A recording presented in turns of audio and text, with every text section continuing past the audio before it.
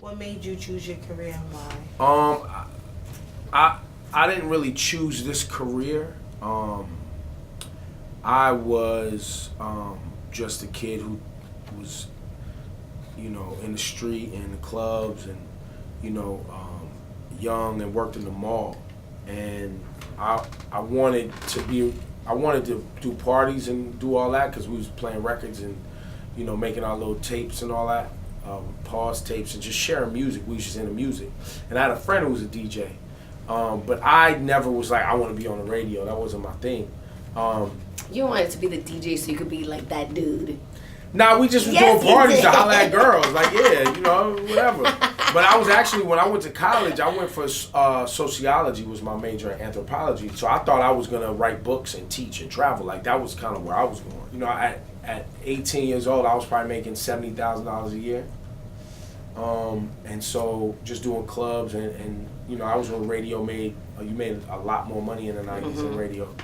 And it wasn't until that moment where I was like, you know what, let me just fast forward, let me just press this button and focus. And I just focused and took it to this level. But, the opportunities presented themselves, I think mostly because I was into learning, understanding, and I liked being around people. I was a social person, you know what I'm saying? So it just worked out that way. In life, I'm gonna be happy, and my my pursuit on becoming happy, I was like, okay, this is what makes me happy. I need to make sure I really, really invest myself and learn about the people who are successful and what makes them successful. So I just became a radio nerd and started studying what it took to be, a radio personality, a DJ, the different departments that work, and it's just being obsessed with that particular part of my life.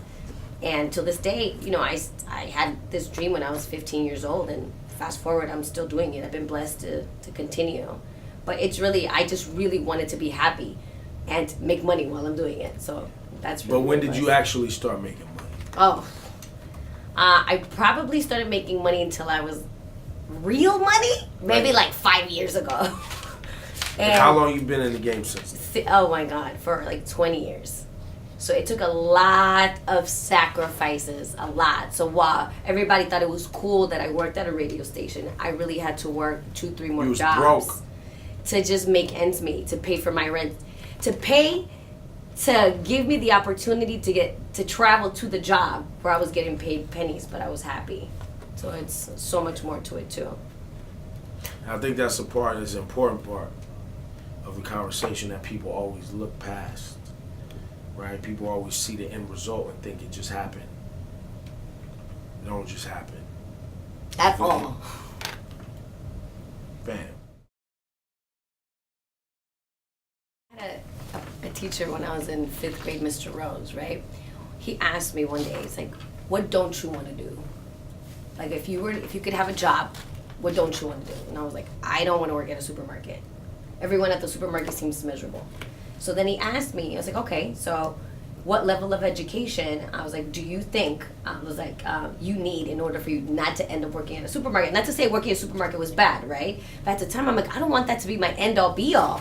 So then I was like, I need to make sure that I'm equipped with the tools that I need to get further in life so I can have more options, right? And then I started really noticing people around me that were truly, truly unhappy with their lives and how they quit education really early. Junior high school dropouts. They just decided that they had something better to do. But at the very end, when you need to, provide for a family, let's say, you get pregnant at a young age, you have to feed that child. Your mom's not going to be there for you, or your dad. And if I don't have a high school diploma, that's all I'd be able to do is work at a supermarket. You understand what I'm saying?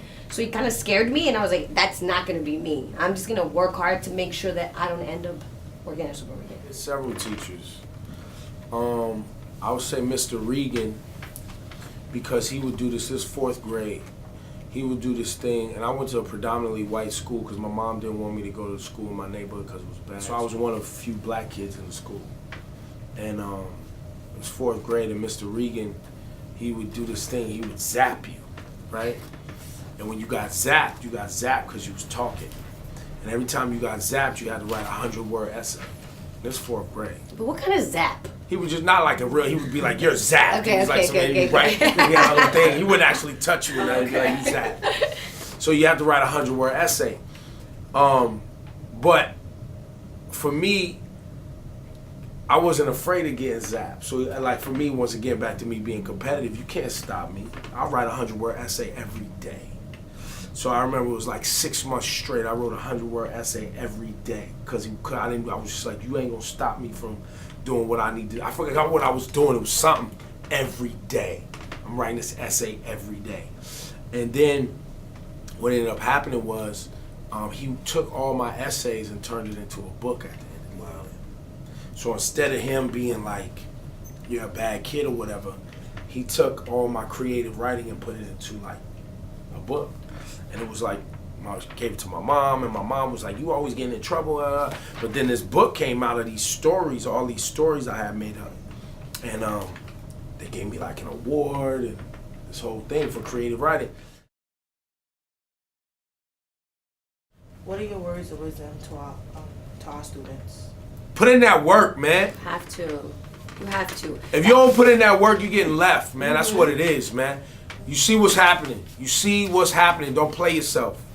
If you sitting in your bedroom at night feeling sorry for yourself and all that, ain't nobody got time for that no more. And you guys have to be realistic. I know you go on Instagram and you see, oh, this person has 1 million followers. They're broke. The majority of them are broke just because they're doing skits on this. There's some that have been really smart and learned like the business of it and how they can turn it into something that'll make the money. But and the broke majority is relative. of people is like, broke is relative. Like they might be getting a bag every month that's more money than you can fathom. But nothing that you can eventually, you know what I mean? It's nothing that will beat having a It's not real sustainable. career. It's not sustainable for a lot. Hi. My name's Ebro. Let me say my name first. God. Why I can't say my name? Why would you say my name Okay, you first? say your name first. Hi guys, it's Laura Stylez. And it's Ebro, and we're from Ebro in the Morning on Hot 97. That's right, and you're watching Young Faces Smile.